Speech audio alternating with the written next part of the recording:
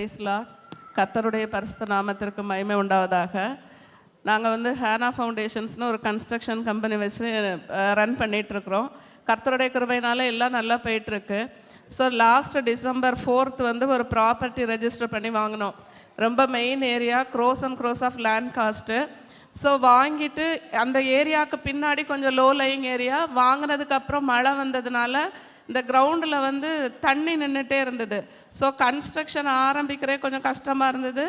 அதுக்கப்புறம் ஒரு ஸ்டேஜில் கன்ஸ்ட்ரக்ஷன் ஆரம்பிக்க எல்லாம் ரெடி பண்ணிவிட்டு அப்ரூவல் பிளான் கொடுத்து புக்கிங் எல்லாம் ஆரம்பித்ததுக்கப்புறம் மார்க் பண்ண போகிறப்ப தான் எங்களோட சைட் இன்ஜினியர் வந்து சொன்னார், இல்லை இதுக்கு பின்னாடி கவர்மெண்ட் வந்து ஒரு கெனால் வந்து ஃபார்ம் பண்ண போகிறாங்க, ஸோ நம்மளோட இடமும் போகும்னு இருக்காங்க மேடம், நீங்கள் அதை செக் பண்ணுங்கள் அப்படின்ட்டாங்க. ஸோ நான் இந்த ப்ராப்பர்ட்டி வாங்கும்போதே அந்த டாக்குமெண்ட் எல்லாம் பிரதர்கிட்ட கொடுத்து நான் ப்ரேயர் பண்ணி தான் வாங்கினேன். ஸோ எனக்கு ஒரு நல்ல நம்பிக்கை உண்டு, கர்த்தர் ஒரு நாளும் நம்மளை வெட்கப்பட்டு போக விட மாட்டார்னு சொல்லிட்டு. ஸோ இருந்தாலும் நான் எல்லாம் கடவுளே இதில் ஒரு இடம் கூட வீணாக போகக்கூடாது, என்னோட மொத்த பிளானுமே அப்சைட் டவுனாக மாறிடும், ஸோ நீர் தான் அதை பாதுகாத்து வழி நடத்தணும்னு சொல்லி ப்ரேயர் பண்ணி நான் அன்பரின் பாதத்தில் வந்து சாட்சி சொல்வேன்னு வேண்டிக்கிட்டேன். அதே மாதிரி லாஸ்ட் வீக் வந்து திருப்பி ரீமெஷர்மெண்ட் எடுத்தப்போ நம்மளோட இடத்துல ஒரு காம்பவுண்டில் கூட 1 இன்ச்சு கடவுள் எடுக்க விடாமல் அதை கிருபையாய் பாதுகாத்து தந்தார். எவ்வளவோ வீடெல்லாம் பாதியில் கெனால் வந்து அதை டெமாலிஷ் பண்ண போகிறாங்க, ஆனால் கர்த்தர் இந்த இடத்த, அந்த கெனால் வந்து டயகனலாக போகிறதுனால கர்த்தர் இந்த இடத்த பாதுகாத்து 1 இன்ச்சு கூட மாறாமல் கிருபையாய் கிருபை புரிந்தார். அதற்காக கர்த்தரை நன்றியோடு ஸ்தோத்திரிக்கிறேன். ஹல்லேலூயா. என்னோடய நேம் ஷாலினி. நான் இப்போது கரண்ட்லி துபாயில் ஒர்க் பண்ணுறேன். லாஸ்ட் 2023 செப்டம்பர் மந்த் எனக்கு துபாயில் ஒரு ஆப்பர்ச்சுனிட்டி கிடச்சிது. நான் இன்ஜினியரிங் கம்ப்ளீட் பண்ணியிருக்கேன், பட் கம்ப்ளீட் பண்ண 2 இயர்ஸ் நான் டீச்சராக ஒர்க் பண்ணேன். பிகாஸ் அந்த டைமில் எனக்கு கரெக்டான ஆப்பர்ச்சுனிட்டி கிடைக்கல, ஸோ ஃபீல்ட் அவுட் ஆகிட்டேன். பட் அந்த டைமில் எனக்கு கிடைச்ச ஆப்பர்ச்சுனிட்டி யூஸ் பண்ணணும்னு சொல்லிட்டு துபாயில் போன ஜாயின் பண்ண அன்றைக்கே எனக்கு என்ன சொல்லிட்டாங்கன்னா, நீங்கள் இப்போதைக்கு சேல்ஸில் ஒர்க் பண்ணுங்கள், ஸோ எங்களுக்கு சேல்ஸில் தான் வேக்கன்சி இருக்குது. பட் என்னை ரெக்ரூட் பண்ணது வந்து இன்ஜினியரிங் பொசிஷன், அசிஸ்டன்ட் பிளானிங் இன்ஜினியராக ரெக்ரூட் பண்ணாங்க. பட் சேல்ஸில் போட்டாங்க. அப்போவே நான் ரொம்ப நொந்துட்டேன். ஏசப்பா என்னப்பா, நான் 2 வருஷமாக நான் ஃபீல்ட் அவுட் ஆனேன், பட் இப்போயும் திருப்பி எனக்கு இந்த மாதிரி வேறு ஃபீல்டில் கொடுத்துருக்கீங்க அப்படின்னு சொல்லிட்டு ரொம்ப ஃபீல் பண்ணி ப்ரேயர் பண்ணேன். பட் இருந்தாலும் ஓகே, நமக்கு கொடுத்ததை நம்ம நல்லா ஒர்க் பண்ணணும்னு சொல்லிட்டு நான் டெடிக்கேட்டடாக ஒர்க் பண்ணேன். அங்கே வந்து நான் ஒரு பிலிப்பைன்ஸ் லேடி கீழே ஒரு அசிஸ்டண்ட்டாக போனேன். அவங்க வந்து என்னை ரொம்ப டார்ச்சர் பண்ணாங்க. டெய்லி ஆஃபீஸில் ஒர்க் பண்ண முடியாமல், எனக்கு கரெக்டாக ட்ரைனிங் கொடுக்காம என்னை வந்து கம்ப்ளைண்ட் பண்ணாங்க ஹையர் அஃபிஷியல்ஸ் கிட்ட. நானும் கம்ப்ளைண்ட் பண்ணேன், என்னால் முடியல. நானும் ரொம்ப பொறுமையாக போய் சரி ஒரு கட்டத்தில் எனக்கு இந்த வேலையே வேணான்னு சொல்லிட்டு ஹெச்ஆர் கிட்ட போய் சொல்லிடலான்றது சுச்சுவேஷனில் வந்துட்டேன். லாஸ்ட் ஜனவரி 2024 ஜனவரி அந்த சுச்சுவேஷனில் இருந்தேன். அப்புறம் நான் போகிறதுக்கு முன்னாடி ஹெச்ஆரே கால் பண்ணி அவங்களுக்கு எல்லா பிரச்சனையும் தெரிஞ்சு என்னை கூப்பிட்டு பேசினாங்க. அப்போ நான் என்ன நடந்தது எல்லாமே சொன்னேன். 4 மந்த்ஸாக நான் இந்த ப்ராப்ளமில் இருந்தேன். அப்புறம் நான் சொன்னேன், நீங்கள் டெர்மினேட் பண்ணாலும் பரவாயில்ல, நான் போகிறேன், நான் எங்கள் சென்னைக்கே போகிறேன்னு சொன்னேன். இல்லை அவங்களும் தமிழ் தான் ஹெச்ஆரும். ஸோ நீங்கள் இன்ஜினியரிங்காக தானே வந்தீங்க, நீங்கள் இன்ஜினியர் பொசிஷன்லேயே ஒர்க் பண்ணுங்கள், எனக்கு ஒரு ஆப்பர்ச்சுனிட்டி கொடுத்தாங்க, இங்கே நீங்கள் உங்களை ப்ரூவ் பண்ணுங்கள் அப்படின்னு சொல்லிட்டு எனக்கு அந்த ஆப்பர்ச்சுனிட்டி கொடுத்த இடத்துல நான் வந்து ரொம்ப ஹார்ட் ஒர்க் பண்ணி டெடிக்கேட்டிவாக ஒர்க் பண்ணேன். அந்த இடத்துல நான் யார் முன்னாடி தலை குனிஞ்சனோ, யார் என்னை இந்த பொண்ணை டெர்மினேட் பண்ணுங்கள், இந்த பொண்ணு ஃபிட் ஃபார் நத்திங்னு சொன்னாங்க, அவங்க முன்னாடியே அவங்க ஆப்போசிட் பிளேஸ்லேயே எனக்கு ஒரு சீட் கொடுத்து நான் வந்து அவ்வளோ உயர்வாக கர்த்தரோட பிள்ளை வெட்கப்பட்டு போவதில்லைன்ற ஒரு சாட்சிக்கு நான் அந்த இடத்துல இருந்தேன். அது மட்டும் இல்லாமல் இன்னொரு அடிஷ்னல் அட்வான்டேஜாக எனக்கு, நான் இப்போ துபாயிலேருந்து நான் வந்தேன், இந்த வீக் தான் வந்தேன். வரதுக்கு முன்னாடி என் கையில் ப்ரொமோஷன் ப்ளஸ் இன்க்ரிமெண்ட் கொடுத்தாரு. கர்த்தருடைய நாமத்துக்கு ஸ்தோத்திரம். Thank you Jesus. ஹல்லேலூயா.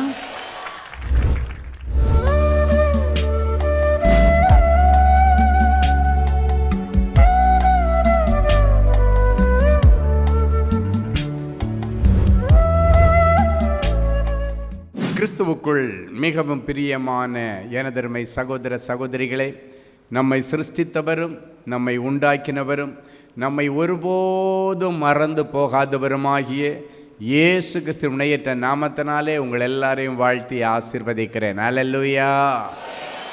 எல்லாரும் சந்தோஷமாக இருக்கீங்களா? இந்த நாளிலும் ஆண்டவருடைய பாதப்படியிலே அமர்ந்து ஆண்டவர், என் பிள்ளைகளுக்கு நீர் வைத்திருக்கிற மங்கள வார்த்தை என்ன என்று தேவ சமூகத்தில் கேட்ட பொழுது நம்மை ஆசீர்வதிக்கும்படி ஆண்டவர் கொடுக்கிற மங்கள வார்த்தை மார்க் எழுதின சுவிசேஷம் 14ஆம் அதிகாரம் 66 முதல் 68 வரைக்கும் உள்ள வசனங்கள் இப்படியாய் சொல்லுகிறது. எடுத்து வாசிப்போம். அத்தருணத்திலே பேதுரு கீழே அரண்மனை முற்றத்தில் இருக்கையில் பிரதான ஆசாரியனுடைய வேலைக்காரிகளில் ஒருத்தி வந்து குளிர் காய்ந்து கொண்டிருந்த பேதுருவை கண்டு அவனை உற்று பார்த்து, நீயும் நசரேனாகிய இயேசுவோடு இருந்தாய் என்றாள். அதற்கு அவன், நான் அறியேன், நீ சொல்லுகிறது எனக்கு தெரியாது என்று மறுதலித்து வெளியே வாசல் மண்டபத்திற்கு போனான். அப்பொழுது சேவல் கூவிற்று. நீயும் நசரேனாகிய இயேசுவோடு இருந்தாய். இந்த நாள் செய்தியின் தலைப்பு இயேசுவோடு இருப்பவர்களுக்குரிய ஆசீர்வாதங்கள். இயேசுவோடு இருப்பவர்களுக்குரிய ஆசீர்வாதங்கள்.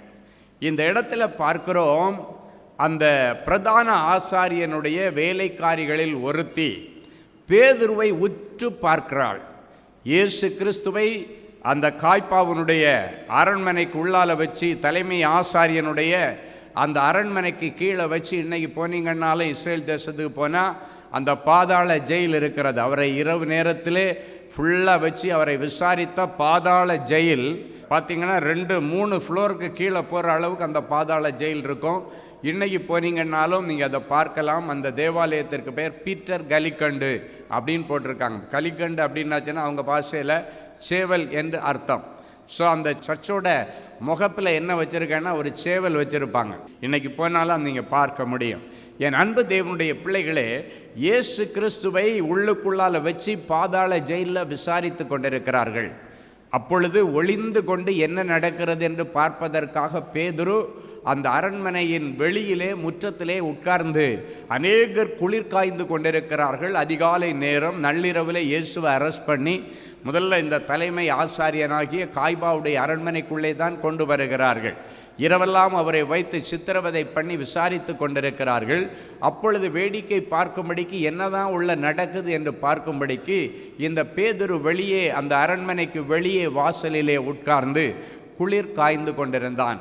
அப்பொழுது அந்த தலைமை ஆசாரியனுடைய வேலைக்காரிகளில் ஒருத்தி பேதுரு உற்று கவனிக்கிறாள். உற்று பார்த்தாள் என்று சொல்லப்படும். அப்படின்னா கவனமாய் கவனிக்கிறாள். கவனித்து விட்டு அவள் சொல்லுகிற ஒரு காரியம், நீயும் நசரேனாகிய இயேசுவோடு இருந்தாய் என்றான்.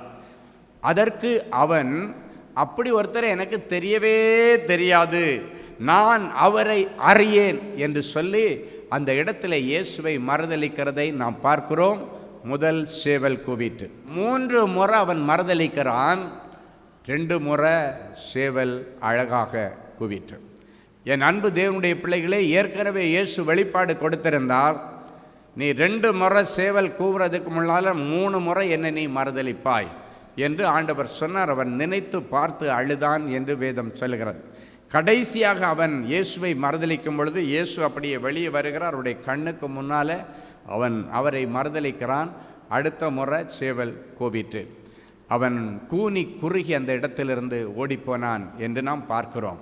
என் அன்பு தேவனுடைய பிள்ளைகளே, இயேசுவோடு இருக்கிற பிள்ளைகள் இயேசுவோடு இருக்கிறேன் என்று சொல்லுவதற்கு ஒரு நாளும் தயங்கக்கூடாது. நான் ஆண்டவருடைய பிள்ளை என்று சொல்லுவதிலே எப்பொழுதும் நீங்கள் பெருமைப்பட வேண்டும். நாம் ஜீவனுள்ள ஆண்டவரை ஆராதிக்கிற பிள்ளைகள்.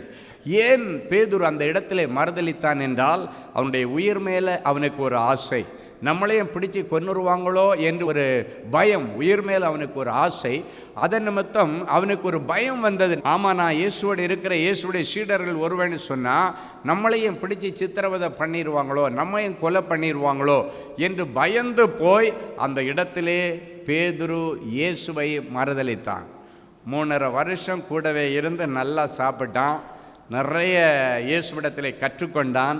இயேசுடைய அன்பை பார்த்திருக்கிறான். அவருடைய மனதுருக்கத்தை பார்த்திருக்கிறான். அவர் ஜனங்களுக்கு செய்கிற பணிவிடைகளை எல்லாம் பார்த்திருக்கிறான். நிறைய சாப்பிட்டிருக்கிறான் அவர் கூட இருந்து. இதெல்லாம் செய்த அந்த பேதுரு இயேசுவை மறுதலிக்கிறான். நீ இயேசுவோடு இருந்தியான்னு கேட்டால் இல்லைன்னு சொல்லிட்டான். இன்றைக்கு நிறைய குடும்பத்தில் பார்த்தீங்கன்னா, உங்கள் கூட இருந்து சாப்பிட்டவங்க நீங்கள் உதவி செய்தவங்க யார் யாரெல்லாம் உங்ககிட்ட உதவி வாங்கினாங்களோ, யாரெல்லாம் நீங்கள் மனமுவந்து நிறைய உதவிகளை செய்தீர்களோ, அவங்க எல்லாம் கூட சில நேரத்தில் இவர் யாருன்னே எனக்கு தெரியாதுன்னு மறுதளிக்கிறதை பார்க்குறோம். சிலர் பார்த்திங்கன்னா மறுதளிக்க மாட்டாங்க, நம்ம கூட உட்காந்து சாப்பிட்டுட்டு நம்மளை பற்றிய வெளியே சொல்லிகிட்டு இருப்பாங்க. என் அன்பு தேவனுடைய பிள்ளைகளை, இப்படிப்பட்ட காரியங்களுக்கு இன்றைக்கு நீங்கள் முற்றுப்புள்ளி வைக்கணும். எப்பொழுதும் நீங்கள் நன்றி அறிதல் உள்ளவர்களாக இருக்க வேண்டும். உங்களுக்கு ஒரு முறை ஒரு டம்ளர் தண்ணி கொடுத்தா கூட அதற்கான அந்த நன்றி உங்களுக்கு கண்டிப்பாக இருக்கணும். அந்த நன்றி நீங்கள் மறந்தீங்கன்னா நம்மளை மனுஷன் லிஸ்ட்டிலேயே வைக்க மாட்டாங்க, வைக்கக்கூடாது. என் அன்பு தேவனுடைய பிள்ளைகளே, எல்லாருக்கும், எல்லா மிருக ஜீவன்களுக்கும் ஆண்டவர் 5 அறிவை கொடுத்தார். மனுஷனுக்கு மாத்திரம்தான் 6வது அறிவு, பகுத்து அறிகிற அறிவு. நன்மை தீமை இன்னதென்று பகுத்து அறிகிற அறிவை மனுஷனுக்கு மட்டும்தான் கொடுத்தார். என் அன்பு தேவனுடைய பிள்ளைகளே, அப்படி இருக்கும் பொழுது நாம் யாருக்கும் ஒரு நாளும் நமக்கு உபகாரம் செய்தவர்களை மறுதலிக்கவோ, அவர்களுக்கு துரோகம் பண்ணவோ, அவருடைய வாழ்க்கையை சிதைக்கவோ கூடாது. யோசேப்பு சாப்பிட்டான் போத்திபாருடைய வீட்டிலே, அவன் நன்றி உள்ளவனாய் இருந்தான். எனவே அந்த போத்திபாருக்கு அவன் துரோகம் பண்ண நினைக்கவில்லை. போத்திபாருடைய மனைவி அவனை வலுக்கட்டாயமாக பாவத்திற்கு இழுக்கும் பொழுது, அவன் ஒரு வாலிபன் தான், அவனுக்கும் ஆசைகள் இருக்கும் தான். ஆனால் அதையெல்லாம் தாண்டி நம்ம முதலாளி வீட்டில் நம்ம 4 நாள் சாப்பிட்ருக்கோம், நம்ம சம்பளம் வாங்கியிருக்கிறோம், நம்ம அடிமையாக தான் இங்கே வந்தோம், ஆனால் அவர் என்னை அடிமையாக வைக்கவில்லை, சுதந்திரவாளி மாதிரி வைத்தாரே என்று சொல்லி அவன் தன்னுடைய எஜமானுக்கு ஒரு நாளும் துரோகம் பண்ணக்கூடாது. அதனால் என்ன கஷ்டத்தை அனுபவித்தாலும் பரவாயில்லை என்று சொல்லி தன்னுடைய எஜமானுக்கு அவன் சாப்பிட்ட சாப்பாட்டிற்கு ஒரு நாளும் துரோகம் பண்ணக்கூடாது என்பதினாலே அவள் வலுக்கட்டாயமாய் இழுத்தும் அந்த இடத்திற்கு, பாவத்திற்கு விலகி அவன் ஓடினதை நாம் பார்க்கிறோம். இப்படித்தான் நாம் யாவரும் யோசேப்புக்களாக இருக்க வேண்டும். யோசேப்பை குறித்து வேதம் சொல்லும் பொழுது, கர்த்தர் யோசேப்போடே இருந்தார், அவன் காரிய சித்தி உள்ளவனாயிருந்தான், அவன் செய்த காரியம் எல்லாம் வாய்த்ததாம். இன்றைக்கு அநேக பிள்ளைகள் நாம் இப்படிப்பட்ட பாவ சூழ்நிலைகள் வரும் பொழுது நமக்கு சாப்பாடு கொடுத்தவங்களோ இல்லைன்னா நமக்கு நல்லது செய்தவங்களோ அது எல்லாவற்றையும் மறந்துவிட்டு அற்ப சுகத்திற்காக ஒரு செகண்டில் இன்றைக்கு துரோகம் பண்ணுகிற ஜனங்களை நாம் பார்க்கிறோம். இன்றைக்கு அப்படிப்பட்ட பிள்ளைகளுடைய பட்டியலில் உங்களுடைய பெயர் வரக்கூடாது. நீங்கள் எல்லாரும் உண்மை உள்ளவர்களாக இருக்கணும், உத்தமமாக இருக்கணும், நன்றி உள்ளவர்களாக இருக்கணும். இந்த பேதுரு அந்த நாளிலே பயந்து போய் அவரை மறுதலித்தாலும் அடுத்த காலங்களில் பார்த்தீங்கன்னா இயேசு மரித்து உயிர்த்தெழுந்து பரலோகத்திற்கு போனதற்கு பிறகு எங்கே இருந்து தான் அவனுக்கு ஒரு தைரியம் வந்ததோ தெரியாது. அதன் பிறகு தைரியமாக பிரசங்கிக்கிறார். என் அன்பு தேவனுடைய பிள்ளைகளை, இந்த நாள் செய்தியே நமக்கு இயேசுவோடு இருப்பவர்களுக்குரிய ஆசீர்வாதங்கள். இயேசுவோடு கூட இந்த பேதுரு இருந்தபடியினாலே அவரிடத்தில் நிறைய காரியங்களை கற்றுக்கொண்டான். முதலாவது, இயேசுவோடு கூட இருக்கிறவர்கள் தைரியமாய் இருப்பார்கள். இயேசுவை போல அற்புத அடையாளங்களை அவர்கள் செய்வார்கள். இன்றைக்கு பிறகு நீங்கள் இயேசுவோடு நடந்து பாருங்கள், இயேசுவோடு வாழ்ந்து பாருங்கள், உங்களுக்கும் அற்புதம் நடக்கும். உங்களை கொண்டு அநேகருக்கு அற்புதங்களை ஆண்டவர் உங்களுக்குள் இருந்து செய்வார். இன்றைக்கு முதலாவது ஆண்டவர் சொல்லுகிறார், இயேசுவோடு இருக்கிறவர்கள் தைரியமாக இருந்து இயேசுவை போல அற்புத அடையாளங்களை செய்வார்கள். அப்போஸ்தலர் நடபடிகளின் புஸ்தகம் 4ஆம் அதிகாரம் 13வது வசனம் இப்படியாய் சொல்லுகிறது. எடுத்து வாசிப்போமா? பேதுருவும் யோவானும் பேசுகிற தைரியத்தை அவர்கள் கண்டு அவர்கள் படிப்பறியாதவர்கள் என்றும் பேதமை உள்ளவர்கள் என்றும் அறிந்தபடியினாலே ஆச்சரியப்பட்டு அவர்கள் இயேசுடனே கூட இருந்தவர்கள் என்றும் அறிந்து கொண்டார்கள். இதே பேதுரு இயேசு கிறிஸ்துவை பிடித்து விசாரித்துக் கொண்டிருக்கும் பொழுது அவர் யாருன்னே எனக்கு தெரியாத 3 முறை மறுதலிக்கிறான். இயேசு இந்த உலகத்திலே மரித்து அடக்கம் பண்ணப்பட்டு உயிரோடு எழும்பி பரலோகத்திற்கு போய் பரிசுத்த ஆவியானவர் அவனிடத்தில் வந்த உடனடியாக ஒரு பலன் வருகிறது, ஒரு தைரியம் வருகிறது. அவனுக்குள்ளால இனி தைரியமாக ஆண்டவரை பற்றி வெளியே சொல்ல வேண்டும் என்கிற ஆவல் வந்து, என்ன வேணாலும் உயிரை தானடா எடுப்பீங்க, எடுத்துட்டு போங்கன்னு சொல்லி இப்பொழுது தைரியமாக பிரசங்கிக்க ஆரம்பிக்கிறான்.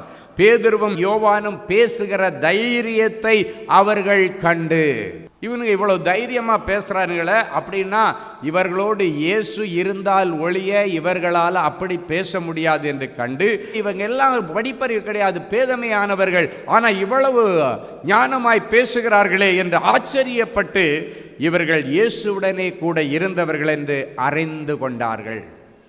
இயேசுவோடு கூட நீ இருக்கிறதை எப்படி ஜனங்கள் அறிந்து கொள்ளுவார்கள் தெரியுமா?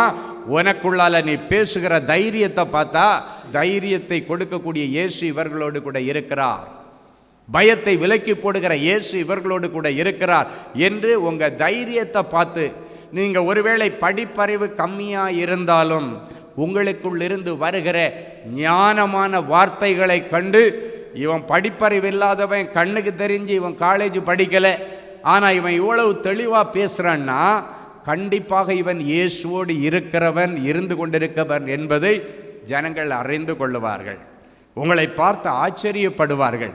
அன்றைக்கு பேதுருவும் யோவானும் பேசுகிறதை கண்டு அப்படித்தான் ஆச்சரியப்பட்டார்கள்.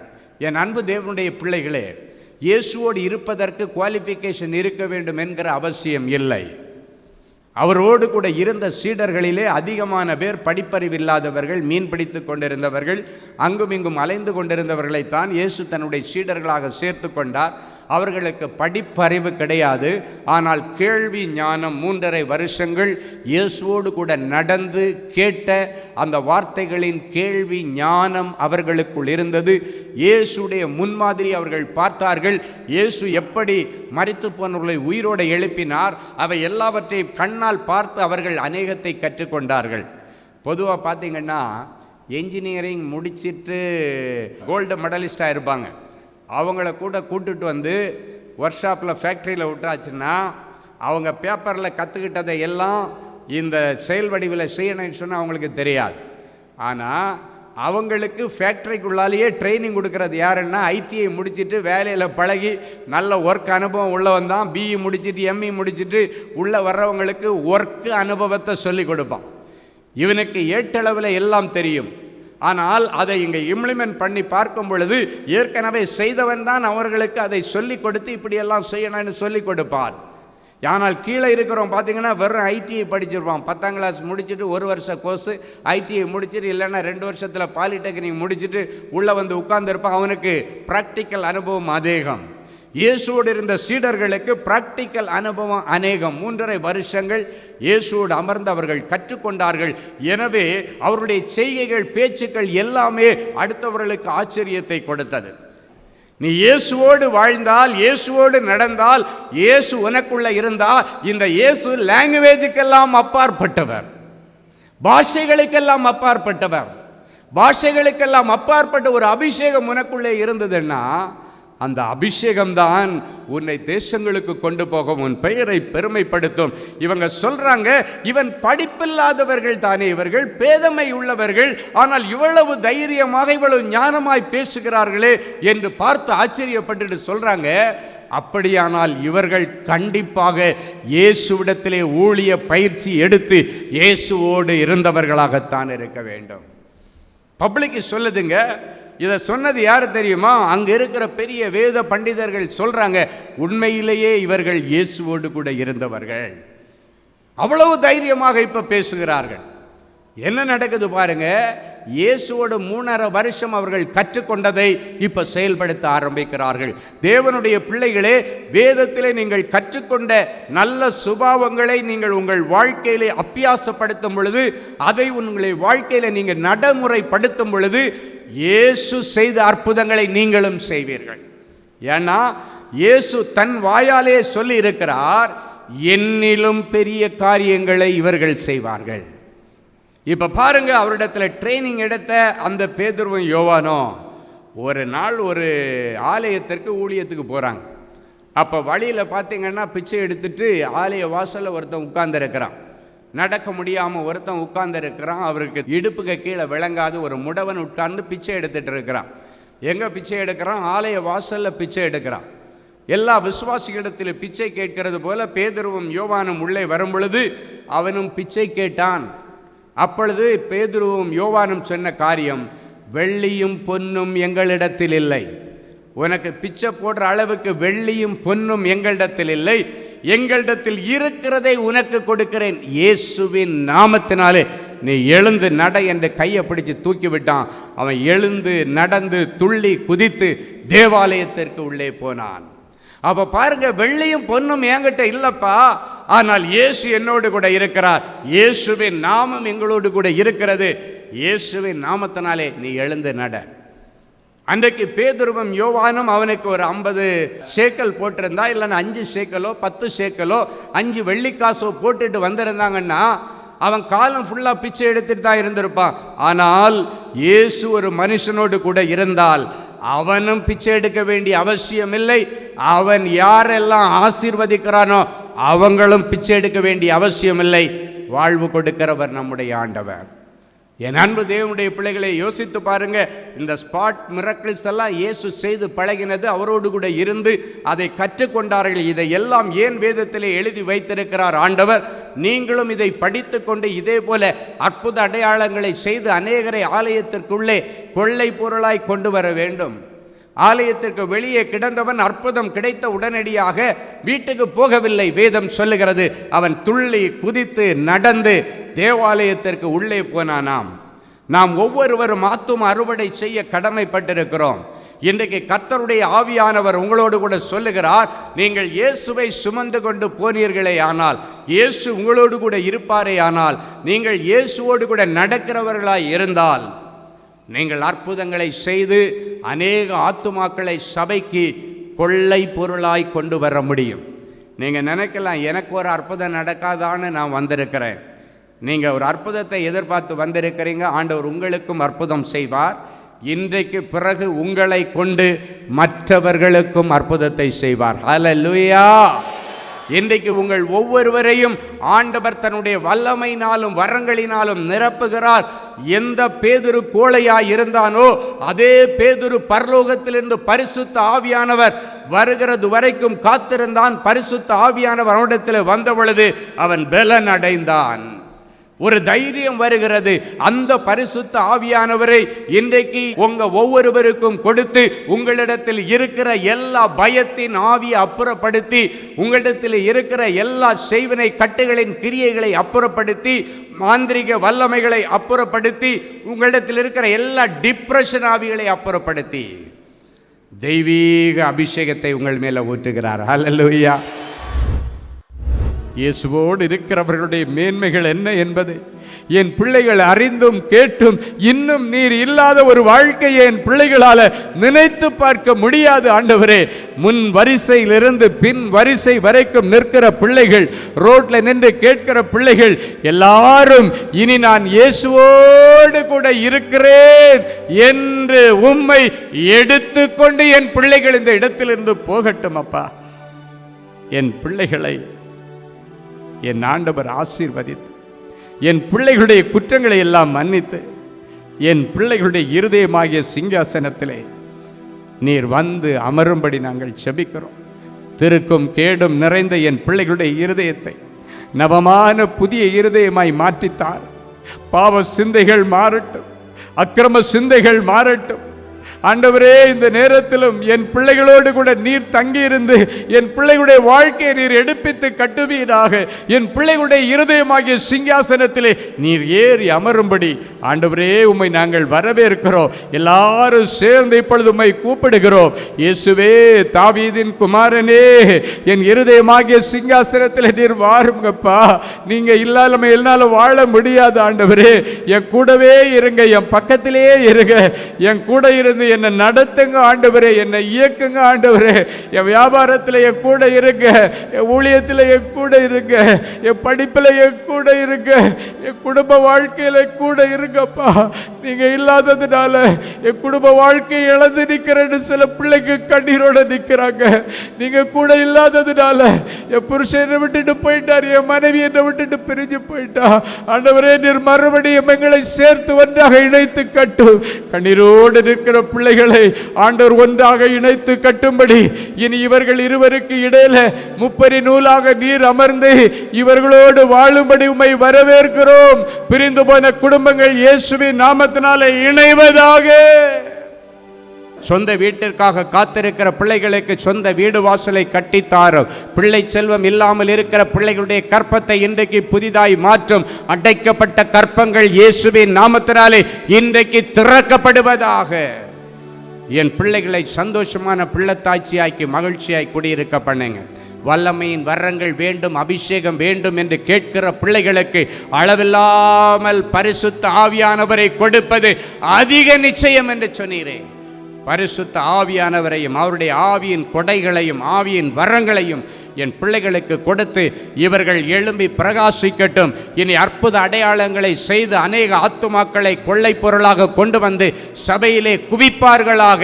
அந்த அபிஷேகத்தையும் வரங்களையும் என் பிள்ளைகளுக்கு கொடுத்து என் பிள்ளைகளை ஆசீர்வதிக்கிறேன் இயேசுவின் மூலம் பிதாவே. ஆமேன், ஆமேன்.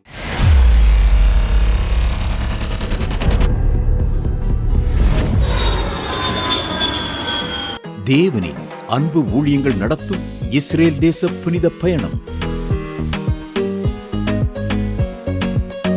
அன்பானவர்களே, ஆண்டவராகிய இயேசு கிறிஸ்து பிறந்து வளர்ந்து ஊழியம் செய்து மரித்து அடக்கம் பண்ணப்பட்டு உயிரோடு எழுந்த புனித ஸ்தலங்களை கண்டு மகிழ இதோ ஓர் அரிய வாய்ப்பு.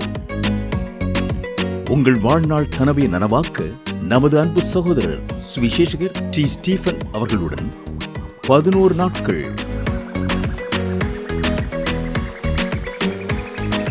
எகிப்து,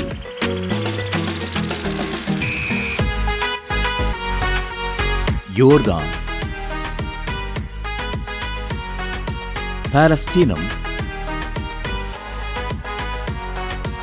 இஸ்ரேல் தேசங்களுக்கான புனித பயணம். 2025 ஆண்டிற்கான இந்த புனித பயணமானது வருகிற மே மாதம் 19ஆம் தேதி முதல் 29ஆம் தேதி முடிய 11 நாட்கள் நடைபெறுகிறது. இது ஒரு சாதாரண சுற்றுலா அனுபவம் அல்ல.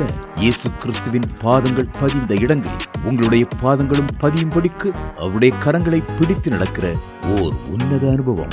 மேலும் விவரங்களுக்கு தொடர்பு கொள்ள செல்போன் எண்கள் 7291147999 மற்றும் 9841437999. Email exodusholytours@gmail.com.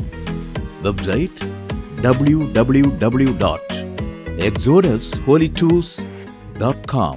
Genesis creations media அகாடமியில் 3 மாதங்களில் தொழிற்கல்வி சான்றிதழோடு video editing, videography, photography, drone piloting, studio recording, Photoshop, live streaming, live video mixing and live sound mixing ஆகிய தொழிற்கல்விகள் பயிற்றுவிக்கப்படுகிறது. புது தொழில் நுணுக்கங்களுடன் குறைவான கட்டணத்தில் நிறைவான தொழிற்கல்வி பெற்றுக்கொள்ள உங்கள் எதிர்கால கனவை நினைவாக்க எங்களது ஜெனசிஸ் கிரியேஷன்ஸை இன்றே தொடர்பு கொள்ளுங்கள். மேலும் விவரங்களுக்கு 7824285099 என்ற எண்ணை தொடர்பு கொள்ளுங்கள். அன்பு தேவனுடைய பிள்ளைகளே, இந்நிகழ்ச்சியின் மூலம் நீங்கள் பெற்றுக்கொண்ட ஆசீர்வாதங்களை உங்கள் ஜெப விண்ணப்பங்களையும் அனுப்ப வேண்டிய முகவரி தேவனின் அன்பு ஊழியங்கள், எண் 340B/1A 3B1 Vinayak avenue, OMR road, Okkiyam, Thoraipakkam, Chennai 600097. இது இந்தியன் ஆயில் பெட்ரோல் பங்க் எதிரில் அமைந்துள்ளது மற்றும் காக்னிசன்ட் டெக்னாலஜி சொல்யூஷன்ஸ் அருகிலும் அமைந்துள்ளது. மின்னஞ்சல் prayer@godsloveministries.co.in. எங்களது இணையதளம் www.godsloveministries.co.in. மேலும் 24 மணி நேர ஜெப உதவிக்கு 04454479999 மற்றும் 9941950999 என்ற எண்களுக்கு தொடர்பு கொள்ளுங்கள். கர்த்தர் தாமே உங்களை ஆசீர்வதிப்பாராக.